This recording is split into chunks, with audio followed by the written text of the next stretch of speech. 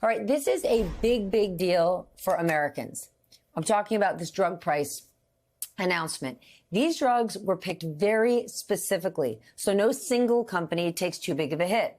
The companies have already recovered their development costs by at least 5 times, and it means very big savings for both Americans and the government. Peter, you were at today's event with President Biden and VP Harris. This thing is a big one. What stuck out to you? Well, of course, a couple of things. One, obviously, is the policy you're talking about, which does affect a lot of people on Medicare. Prescription drug prices are a huge hit for many older Americans, and this is something that Democrats have tried to do for years. And now, after 2 years after the passage of the Inflation Reduction Act, which really wasn't about inflation, but was more about other topics like prescription drugs, they can point to some very specific policy wins, things that will affect individual people's lives. The other thing that was striking, of course, was seeing these two candidates, or not candidate, president and candidate, together for the first time since his announcement that he is giving up his bid for re-election. And it was just, it was a very interesting moment. I mean, obviously, she was trying to, lavish praise on him. But I think it had to be hard for him to make this appearance, knowing that he, in fact, is not going to be the nominee at next week's convention, which, of course, he had expected to be. And it's his job now to pass the torch to her and try to do everything he can to help her get elected. Peter, lowering drug prices is a really big deal. At the same time, we keep hearing Donald Trump, and he's been saying it for years, say he is going to replace Obamacare with a big, beautiful, brand new plan. Have you ever heard one single word about what's actually in it? No, there is no such plan. He had 4 years, of course, to do that. They tried to repeal the Affordable Care Act, and they couldn't do it. It was even Republican opposition that finally sank it at the end. Remember, of course, everybody remembers the famous John McCain thumbs down on the Senate floor. They never came up with an alternative that was appealing to people even in their own party, much less across the board. So, while a lot of Republicans still attack the Affordable Care Act, the truth is it's gotten more popular over time, and most Republicans would just as soon move on to other topics. It's not actually at the top of their priority list at this point. They recognize it's become part of the furniture. It's part of what people expect now, and to get rid of it, especially if you can't come up with something that would be equivalent on some level, is politically problematic. Mike, let's talk about Donald Trump, because today's event, today's press conference, was supposed to be Donald Trump answering a whole lot of questions from reporters. It's why he was able to get so much press coverage. Yet, when you think about what Donald Trump actually did today, it was just like it was a campaign event. It was like it was a rally. So why did this even happen?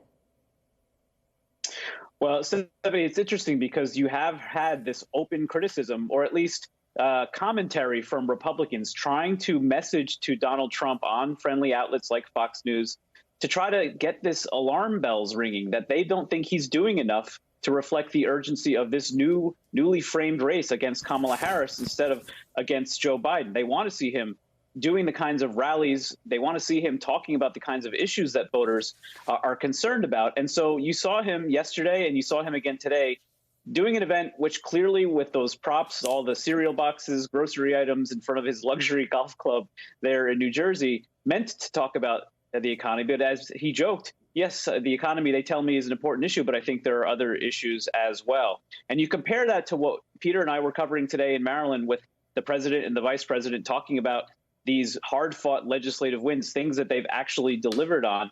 You see that contrast that the Republicans are so concerned about. They thought the economy was going to be one of their ace-in-the-hole issues here, that inflation was going to be a real drag on the Democratic ticket. But instead, you're seeing the positive inflation data coming out this week, showing that it has returned to pre-pandemic levels. You're seeing the administration tout, especially for a reliable group of voters, senior voters. Donald Trump won senior voters 4 years ago, but Joe Biden, and we'll see how the polls reflect this now, Kamala Harris closing in on that gap. This might be a key towards trying to surpass that. And so it just speaks to why so many, even Harris campaign advisors, continue to be mystified, happily so, that Donald Trump is doing nothing, it seems, to try to expand his base while she is taking advantage and trying to consolidate the Democratic base and move forward to expand that beyond in the fall. Michael, you have been covering President Biden for over 10 years, and obviously every minute of his presidential run. What was it like watching him today, right? Up there on that stage in, again, not an official campaign event, but it certainly seemed like one, and he's not the candidate anymore. What was that like? Yeah, the emotion in the room was so palpable. The crowd really wanting to send a message to the president, the repeated recurring chants throughout of "Thank you, Joe." There were times where it did seem that the president was getting emotional, especially as he was listening to the vice president lavish him with praise. And what a striking moment. He stood there alongside his vice president as she spoke, but then as she turned the microphone to him, she ceded the stage. She let him have that moment going forward. It's a preview of sorts of what we're going to see on Monday night as the Democratic Convention kicks off in Chicago. There will be a rousing tribute leading up to President Biden's address, but there are certainly mixed feelings there. You can see the president smiling at times, making light of his age. He does seem to be freed up a little bit to poke fun at himself even more now than he had been previously. He's lived through this before, though. Remember, he thought about running for president in 2016. And there were a number of tributes for him after he made that decision not to run, including President Obama giving him that Medal of Freedom. And so as he hears this praise, it certainly means a lot to him. But there is certainly a lot of mixed emotion as he thinks about what could have been that convention that was supposed to be for him next week, as he was hoping to end his career with another victory. Yamiche, you will be covering VP Harris's economic policy speech tomorrow. What should we expect? We're going to really expect the vice president to really lean into this message that her campaign is going to be centered on helping the middle class. And really, the message is going to be when the middle class is great, the country is great, America is great. She's going to be rolling out some new policy proposals, talking about cutting costs for Americans. I broke the story talking to some sources tonight about the fact that she's going to be focusing on making sure that renters in this country, that they feel more supported, and that when they're financially struggling, that they have the help that they need. She's also going to be talking about sort of limiting the tax benefits for Wall Street investors and big developers who come in and sort of jack up the prices of homes. So she's going to be rolling out some new policies. So there's going to be some meat on the bones there. But there's also going to be really this message of this is a people-powered campaign, which she wants to make sure that kitchen table issues are centered in her campaign. So we expect her to really also just really be talking a lot to Americans and trying to say, we're going to help you here in your pockets. This isn't just going to be sort of lofty ideas. It's going to be sort of a campaign that helps you.